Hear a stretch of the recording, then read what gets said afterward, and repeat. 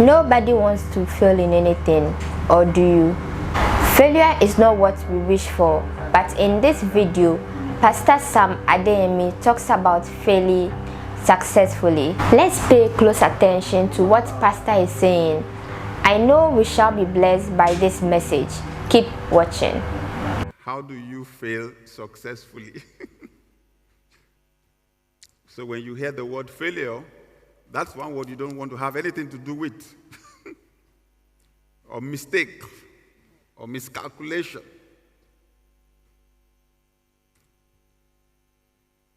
So when we're discussing growth, we're discussing business success, those are not words we want to hear at all. But what if I told you that actually that business success you are looking for, that growth you're looking for, you cannot achieve it without failure? One of the founders of IBM, Tom Watson, they said one of his engineers made a mistake that cost the business $600,000. So Tom Watson sent for the engineer. When the guy came to his office, Tom Watson said, "I'm sure you know why I called you." He said, "Sure." "To fire me?" Tom Watson said, "Why should I fire you? I just spent $600,000 training you. Why should I allow somebody else to hire your new experience? You made a mistake, it cost me $600,000. When you go work for somebody else, you won't make the same mistake again. I hire a new person, he has potential of making the same mistake or more. It's better you stay here so we don't make that mistake anymore." That's amazing, isn't it? What a way to look at failure. So when we were in school, they took us into the science lab, and then we did whatever it was, mixed some chemicals together. They said some would turn pink, some would turn purple, some would turn blue. And whatever it was we were doing, they said it was experiment. Right? It was experiment. So even we were not expecting it to be perfect because they said it was experiment. So what then happens to us as we grow into adults that makes us think that there's no room for experiment anymore in life, that things are supposed to work out the first time? Who said? There's nothing that has value that man has created. All these beautiful things, none of them worked out perfectly the first time that somebody was inventing them. It took a lot of trying and failure, and trying and failure, and trying before they got it right. So when you create an atmosphere where people are afraid to fail, when you create an atmosphere where there's little tolerance for mistake, you are killing the potential for success, the potential for curiosity, the potential for experimenting. So let's discuss this a little bit. Failure is an integral part of any success. Accept that. So I found out failure is not the problem. How we see failure is the problem. Failure is an integral part of any success. There's a famous story told about Thomas Edison, the great inventor. And they said, when he was trying to invent the incandescent light bulb, they said when he had tried 5,000 times and it did not work, his assistant said, "Sir, let's leave this thing. We've failed 5,000 times already." They said, Thomas Edison replied, "Son, we have not failed 5,000 times. We have only discovered 5,000 ways in which it will not work. We are closer to the answer now than we were when we started. Let's continue." They did another 5,000 before they got it. 10,000. Now everybody is enjoying the result. So, but what if Thomas Edison did not have the correct attitude to failure? So, failure is actually an integral part of any success. Before the basketballer that you love got to the point where almost every shot is correct, there were thousands and thousands of throws, thousands and thousands. And it's from the mistakes, the ones that work right, the ones that don't work right, that we learn exactly what works. So, accept it, that failure is a normal part of the success process. Secondly,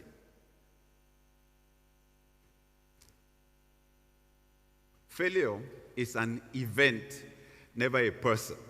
You must separate the two. There's a difference between failure as a person and failure as an event.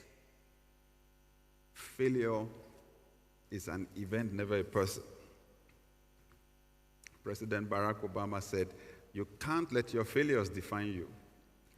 You have to let your failures teach you."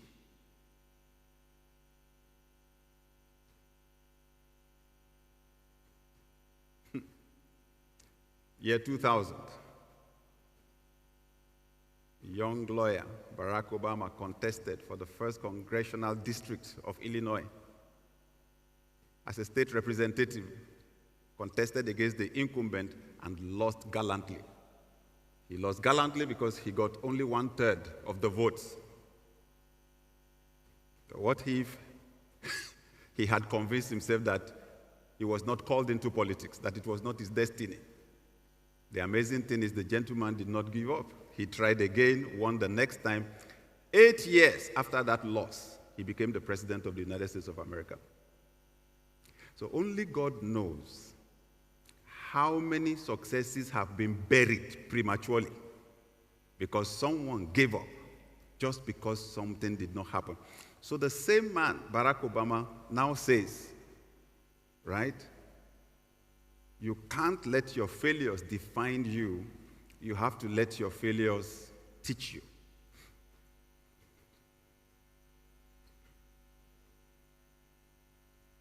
That what you tried did not work out. That was an event. You are a person. You have to separate the two. One single event cannot define your whole life and personality.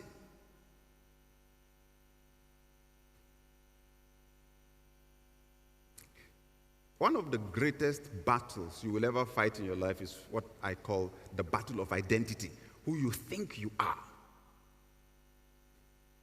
Once Satan, because I know it is his job, once Satan can get you to believe that you are less than you are, he has you. He's gotten you. And I believe, honestly, that that's one battle that every human being fights. We are wealthy. Satan wants to make us to believe that we are poor. So in this instance, something did not work out. We interpret that into our identity to mean that we're not successful. That's a big mistake. Separate the event from the person. Barack Obama did that. The event did not work out. It was an election. But inside him, he was president, and he kept moving. You know, I mentioned yesterday that one person I mentioned in almost all my messages is Joseph in the Bible. So one day, many years ago, I was reading his story, Genesis 39. The first verse talks about how Joseph was taken as a slave to the slave market in Egypt, and how a military officer called Potiphar bought him, right? Many people read the Joseph story. They don't know that Joseph was not an employee. He was Potiphar's property. Potiphar bought him at the market. He was like a piece of furniture. Then verse 2 of that chapter, Genesis 39, says, and okay, when you read it in the King James Version of the Bible, it says, and Joseph was a prosperous man. That was what I was reading then. I use newer translations now. Some say he was a successful man. But that day, I was reading, I said, and Joseph was a prosperous man. My head just, was like, you said what? I just stopped. I said, somebody is making a mistake here. Verse 1 says that Potiphar bought him in the market. Verse 2 says he was a prosperous man. I said, Lord, it's not adding up. Where did he get the prosperity from? You know that when somebody is a slave, he cannot even have a bank account. If he owns a bank account, himself and the bank account are the property of his master. So where did he get the prosperity from? The Spirit of God said, you know I cannot be wrong, so you are the one that has a problem.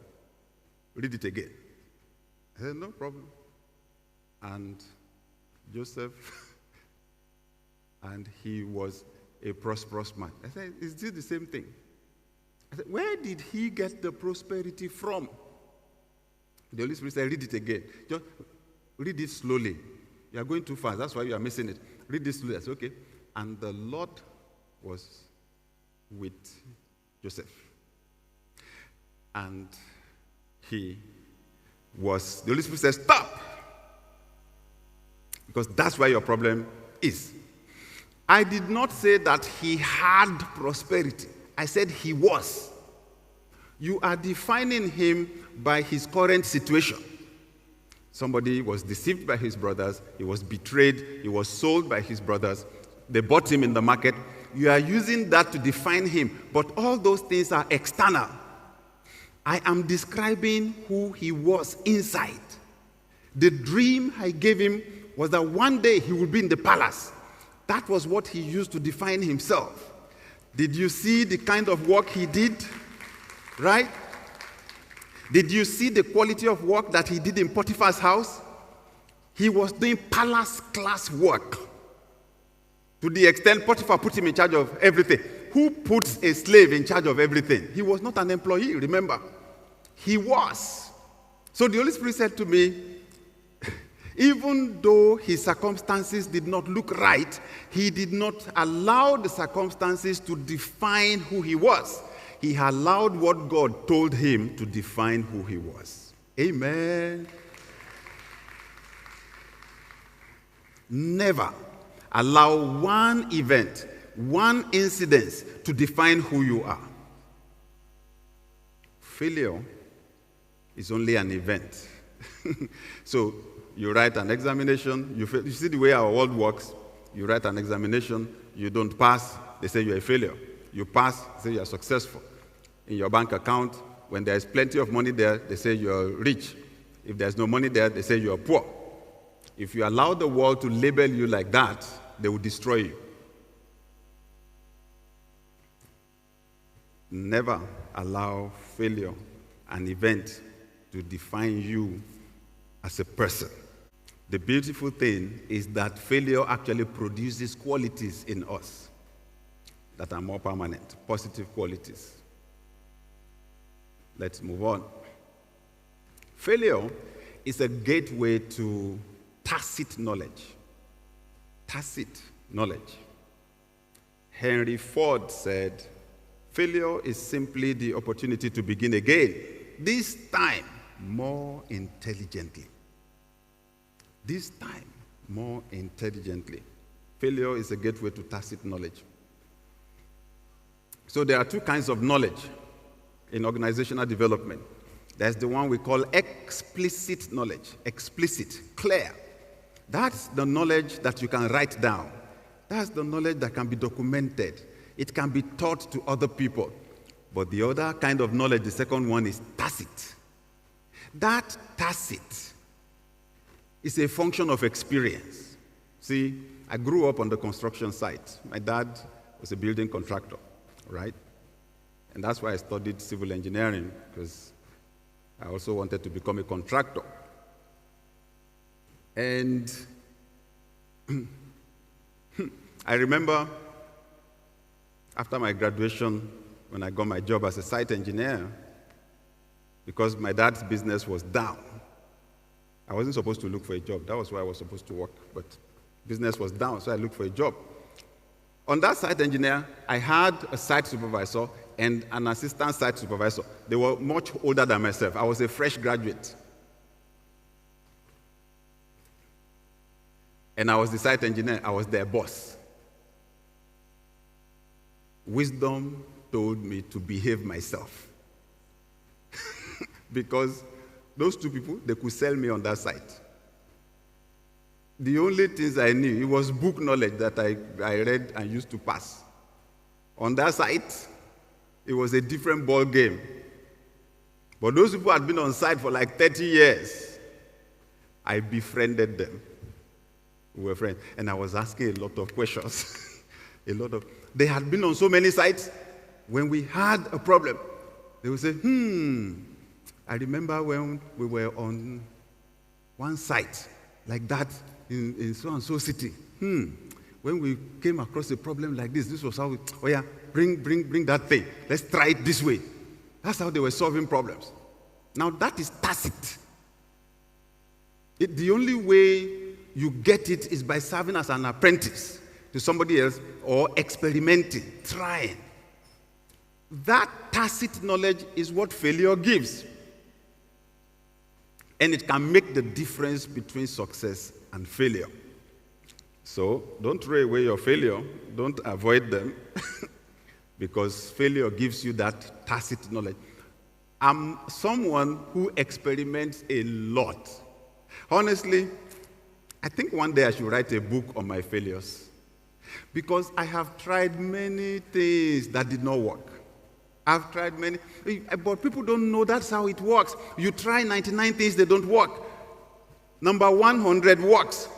You see the way life works? That one that works compensates for the 99 that did not work. And it is that one that works that the world hears about, right? And then some people who don't have experience, they see that somebody is very successful, and then they're just praying, Lord, make me like that person. Do you know what you are asking for? You don't know what it took to get there. A lot of good, tacit knowledge. Failure shapes your values and character. Failure shapes your values and character. Wendell Phillips, an American abolitionist, said, "What is defeat? What is defeat? Nothing but education." What is defeat? Nothing but education. Failure shapes your values and character. When you think, when you have this sense that you are invincible, that you are strong, you are perfect, and nothing can happen. When you make a mistake, then you realize yourself. You are not as perfect as you think. It makes you humble, makes you to make new decisions, makes you to set new boundaries, right? I made a mistake. I made a mistake that embarrassed me. You remember how Peter was bragging when Jesus Christ said, "You are going to deny me today." He said, "Me over my dead body. They will have to kill me before they get to you." I know you more than you know yourself. So, when I was in school, I was in the Polytechnic, and we had this military regime that came on then, and they decided to just jail all the politicians. They arrested all the politicians they could get and just jailed them. And said, "We know that the law says you are innocent until proven guilty. For them, you are guilty until you prove yourself innocent. So all of you are corrupt." Then they changed the currency because they said the politicians had stored money in water tank, buried water in the ground. They wanted to waste the money that the politicians had stolen. So they changed the currency and said everyone had to go deposit their cash in the bank and that the banks will give us new currency. So gratefully, I had a bank account. And a friend of mine in school who did not have a bank account gave me his money to keep in my bank account for him. And then the government, when you put your money in the banks did not give you money. They said there was no new currency, so they were rationing the money, giving it little by little. I was going through a very difficult time. My parents could not get money to send to me, and I caved in to the pressure and borrowed my friend's money without asking him, because I was just sure that money would come in and I would replace it quietly without saying anything. Sadly for me, I could not replace the money by the time my friend wanted it. That thing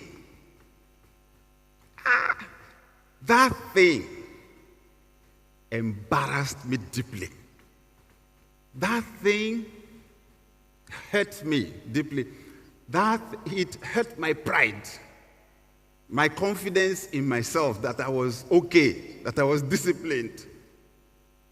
And the beautiful thing, why I can share it, is because from that point, I made up my mind. I would never take anything that belongs to somebody else again. I would rather die of hunger than take a dime of money that belongs to someone. I'm grateful. I'm grateful that, okay, yes, it was a bad thing. It's something I don't even like to remember. But I'm grateful also that it happened then, so that I could know myself, that I was not as strong as I thought I was. So whatever it is now that I do, organizations that I run, there is accountability. I run a church, there is a board. The only thing I take is what they approve for me, allowances, and so on. If I need to take anything, I go ask. If I run a budget, it is approved by the board and all that. And it came from that experience. So, failure can shape our values and our character. Help us to identify the weaknesses in our thinking, the weaknesses in the things, in our priorities, right? Failure can shape our values and our character. Next, failure makes your experience invaluable. One Chinese proverb says, "The master has failed more times than the beginner has even tried." That's what makes you an expert, actually, is the fact that you've tried many times. There are loads of people today who are not sharing their stories. So because I train leaders a lot, especially people in the boardroom, I point out something to them. Especially in this, our Africa. Like we were training the board of a big bank in Nigeria, and I said, look, everybody here is about my age or slightly older. How many of you have written a book? I said, you know what it takes to succeed in this Africa, the challenges, that we face. I said, look at the millions of young people that we have. They have lost hope. They're disillusioned. I said, it's not principles or theories really that will fire them up. Stories. You need to share your stories. But what I have come to realize is actually that most of us underestimate the value of our stories. Leaders know that stories connect more with people than principles. When I go around Africa, and I'm speaking because I work with the Global Leadership Summit a lot. So I've been to Senegal, Burkina Faso, Togo. Last year I was in Angola, on the platform of the Global Leadership Summit. So when I'm speaking to fellow Africans, I know in my mind, since they've gotten the introduction, this global consultant, this pastor of a very big church, So I come. When I start talking, I see them, they'll just be looking at me. I know I'm not connecting with them because they're thinking, does this guy understand what we're going through? You know what I do? I just tell them my stories. I just start from when it was difficult for my dad to pay rent. Landlord took him to court. I went with him to the court. I tell them that it is rich people that don't know how to press toothpaste out of the tube. That if you went through what I went through, you won't be wasting toothpaste. We press it from the bottom. We press it gradually. Press it gradually. You press it and make sure the thing is flat. And that when you have pressed everything out, then you use your brush to scrape the rest from the mouth of the tube. Then I tell them, you don't stop there. Then you take a knife and you cut it.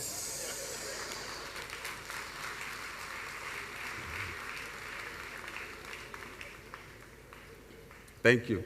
This is the exact reaction that I get everywhere. Because all of a sudden they realize, oh, this guy understands. This guy understands us. He understands. Value, in my story, value from something I should be ashamed of is the reason why the world listens to me, right? Failure makes your experience invaluable. Failure is just a small part of your much larger goal. Don't let one event that did not work now grab your whole attention and take your whole vision. Take your eyes off the big picture. There is still, there's still life ahead. So I tell people, that bad situation looks like the end of your life, right? It is not an end. If you drive, you will understand what I'm saying, because whenever you are approaching a bend, it always seems as if that is the end of the road, because you can't see beyond that. But if you then pack up and sit by the side of the road and tell yourself, this is the end of the road, what will happen? You drive to that bend. You negotiate the bend, then you find out that the road stretches straight again after that. So, failure is temporary after all. Failure is temporary after all. It's just a small part of your much larger goal. President Robert Kennedy said, only those who dare to fail greatly can ever achieve greatly. Only those who dare to fail greatly can ever achieve greatly. Every failure is an opportunity to succeed. Every failure is an opportunity to succeed. Bruce Lee, if you are old enough, you will know him, right? The Kung Fu expert. He said, don't fear failure. Not failure, but low aim is the crime. In great attempts, it is glorious even to fail. If what you're trying to achieve is great, it's a failure is something that should earn you some badges, right? So those that dare greatly usually fail greatly or fail spectacularly like that.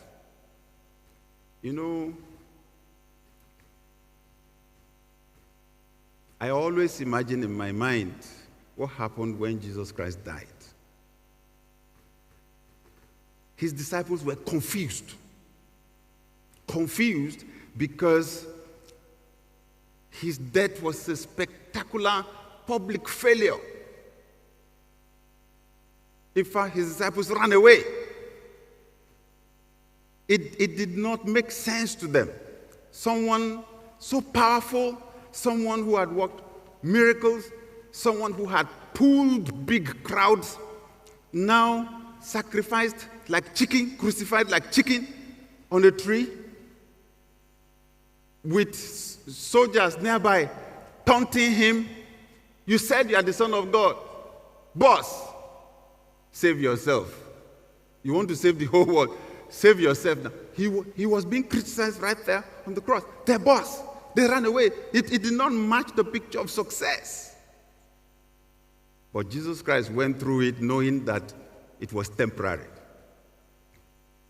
Maybe one of the benefits of failure is that it helps you to know your real friends and the ones that are not real. Because when the fire falls, it's the real ones that will hang around, right? So, embrace failure as a teacher. Embrace failure as a teacher. I tell people, when they tell me about their failures, I tell them, don't build a monument on that failure. Learn the lessons, forget the detail, move on. Don't build a monument on your failure. I saw a book with a friend many years ago. The title of the book, How to Bounce Back from Failure to Success in 30 Seconds. I said, ha! I said, please, have you almost finished it? He said, please, when you finish it, when you finish, borrow me the book. Ha! How to bounce back from failure to success in 30 seconds. My life can change in 30 seconds. I couldn't wait to read the book. And then when I got the book, I read it.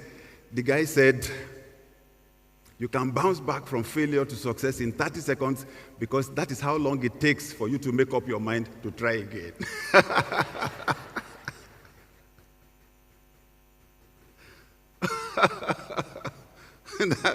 That is how long it takes for you to make up your mind to try again. When you embrace failure as a teacher, you build resilience, grit. You cultivate a growth mindset, and you turn your stumbling blocks into stepping stones.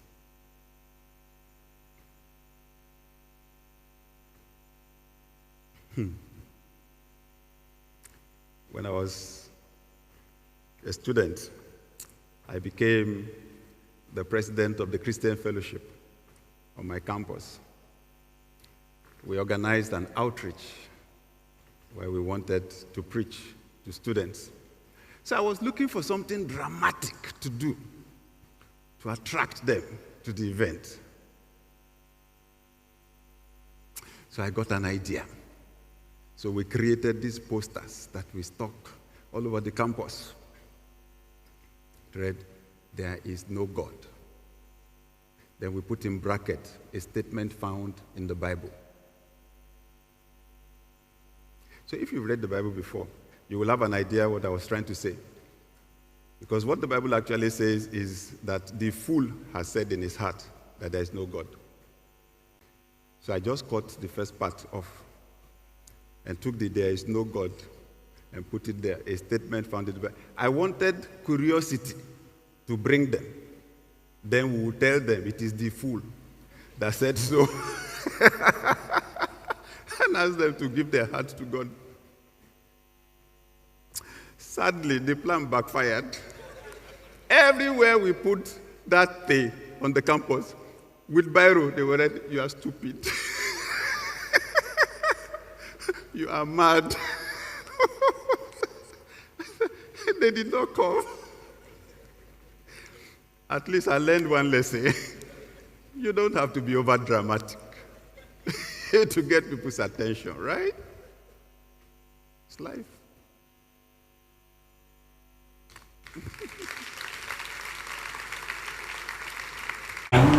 Failure is an integral part of every success, and every failure is an opportunity to succeed. Therefore, failure is part of success. Accept that failure is normal part of success. None of the things you see today, be it mobile phones, electric cars, electricity, or what have you, worked perfectly at the first time. Failure is an event, never a person. President Obama once said, "Never let your failure define you. Let your failure teach you." Failure is a gateway to tacit knowledge. It shapes your values and character. Thank you for watching. Please like and subscribe to our channel. Also, visit Pastor Sam Adeyemi's channel for more educational videos. Thank you.